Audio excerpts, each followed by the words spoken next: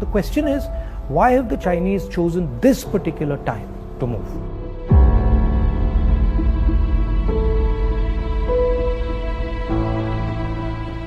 What is it about India's situation that has made China act in such an aggressive way? What is it about this moment in time that has allowed the Chinese to have the confidence that they can move against a country like India? And to understand that, you have to go into multiple spaces. Countries are protected not by one particular thing, but by a confluence of forces, by a confluence of systems. Okay?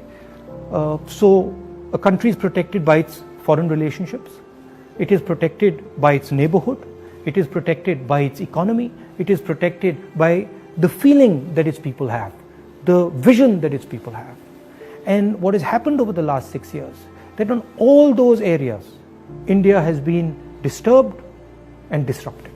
And I'll cover each one of them. Let's start with foreign policy. Our relationship with the outside world used to be with multiple countries. We had a relationship with America, strategic partnership with America, I would say, and that is very important. We had a relationship with Russia. We had a relationship with Europe. And these countries used to help us maneuver in the world. Today, our relationship has become transactional. We have a transactional relationship with the United States. We have disturbed our relationship with the Russians. We have a transactional relationship with Europe. Now let's come to our neighborhood. Earlier, Nepal was a friend, Bhutan was a friend, Sri Lanka was a friend. Our neighborhood, other than Pakistan, was working with India and saw itself as being partnered with India. Today, Nepal is angry with us. If you go to Nepal and you speak to the Nepali people, they're furious with what has happened. Sri Lankans have given a port to the Chinese. Maldives is disturbed. Bhutan is disturbed. So we have disrupted our foreign partners, we've disrupted our neighborhood. Now let's come to the economy. Our pride, something that India used to go to the rest of the world and talk about, boast about.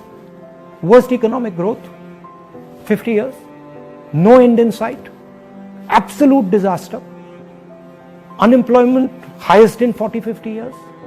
So our strengths have suddenly become our weaknesses. We told the government that, look, please realize that we are becoming vulnerable. All these things are connected. They're not separate. When you look at a nation, you have to look at all these factors and you have to act, take into account all these factors. We told them, listen, for God's sake, inject money into the economy. Fire the economy and do it immediately. Protect the small and medium businesses. They refused to do it.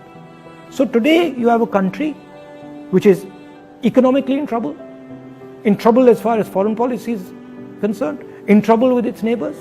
And that's why the Chinese have decided that this is possibly the best time to act.